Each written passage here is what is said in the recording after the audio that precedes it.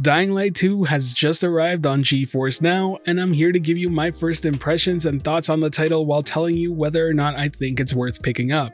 All the gameplay you're seeing in the background is captured off of GeForce NOW's 3080 tier, and let me just begin by saying, wow, this game is a stunner. Seriously, by far this is one of the best looking games I've played in a long time, and with GFN you can take advantage of RTX ON and it looks phenomenal with it. Based on what I've seen so far just playing in a short period of time, it's by far the best implementation of ray tracing I've seen in a game to date. Dark scenes just tend to look a lot more natural and, well, as intended. I'm also more than happy to report that the GeForce NOW 3080 tier can pretty much run it at max settings without any issues, and a lot of that's thanks to the DLSS performance mode, which I highly advise you set it to once you put all your other settings to where you like them. But that's enough about the visuals. I think they'll speak for themselves throughout the gameplay you're seeing in the background of this video. How's the gameplay and how does it feel on GFN? And to that, I'll simply reply amazing. If you were a fan of the original Dying Light, well, that's all here, it's just even more polished. Moving around, meleeing, dodging, parkouring, all of it just feels incredibly smooth. Something as simple as jumping over these wooden beams and then climbing onto this ladder in a smooth motion just feels so satisfying. It feels great to have this sort of freedom of movement back in a video game. As somebody who loved the original Dying Light but also Mirror's Edge, this is everything I've been wanting and craving out of a game. A fun, big, beautiful open world that's designed around mobility and how to take advantage of it, but one that also knows to slow things down and turn that tension all the way up. Sometimes it pays off to be stealthy,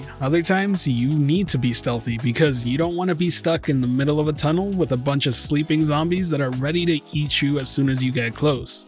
And then you have the moments where you need to put up a fight. The combat system is much like Dying Light 1 here. So if you have a reference to what that felt like, it's fairly similar here, except once again a bit more polished. The animations and the hit detection just feels a lot better. What I'm trying to get at is that basically when you swing a heavy object into a zombie, you're gonna feel the weight of that swing. It doesn't feel like you're just wildly swinging a weapon left to right as fast as you can click. So when it comes to the mobility, combat, and stealth, it just feels like an overall improvement from its predecessor. And playing it on GeForce NOW felt just like playing it on my local PC. And I can tell you this for a fact because I was actually playing it on my local PC while I waited for it to go live on GFN. I legitimately swapped from one to the other, and the only difference here was that GFN looked even better because it was running on a 3080 rather than my 2070 here at home. I've said it plenty of times, but I'll say it here once again, it still blows my mind how Nvidia accomplished such low latency gameplay this early on in cloud gaming. Now I do want to talk just a little bit about the story. I gotta admit I'm not too far in because I did want to get this video out there so you guys can see what it looks like running on GFN. My overall thoughts and opinions will probably change by the time I get further into the story, but right now the writing is pretty much on par with the first game for better or worse. And for me that means it feels decent at best so far. It does give you dialogue options when interacting with certain characters and during cutscenes, and they have promised that your choices will have a major impact on the world that you play in. At this point in the game, I'm not far enough to really judge how much of an impact that'll be and whether or not it really changes how I feel about the story so far. But to keep it perfectly honest with you, this isn't the type of game I go into for a deep storyline. What sells me here is the gameplay, the fluidity of the movement, and the overall concept of the world that you play in. While I don't think the writing and narrative is particularly strong so far, the atmosphere is absolutely nailed down. Zombie apocalypses aren't some sort of unique concept in media, especially gaming, but a video game that does it as well as Dying Light is far and few in between. Everything is just scaled and balanced so beautifully that the city feels lifelike and the nighttime feels like a huge danger zone. And while I may be speaking for myself here, the atmosphere of a game counts for a lot more for me than just the narrative.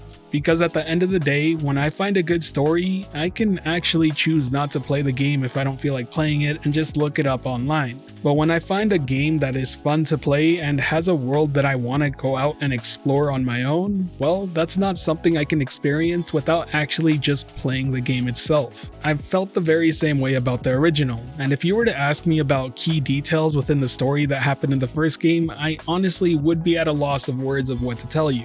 But I would be just as quick to tell you that it's easily one of my favorite games of last generation, and so far what I've played of Dying Light 2, it really does seem to be living up to that for me. Once again, super early impressions, but if you wanted to hear from a Dying Light 1 fan just how Dying Light 2 feels so far, it's as simple as me saying that if you enjoyed the original, there's a very good chance you're gonna enjoy the second because I'm loving it. And now that I'm done this impressions video, I'm gonna head back on and continue my playthrough on GFN. If you have any remaining questions, feel free to leave them down in the comment section below and I'll answer what I can. And if you enjoyed this video or found it helpful at all, be sure to hit that like button as it really does help the channel out. And if you're wanting more content like this, be sure to subscribe and hit that notification bell as well. And as always, this has been The Virtual Cloud, giving you the latest and greatest on everything cloud gaming and VR related. And until next time, I'll catch you in the clouds.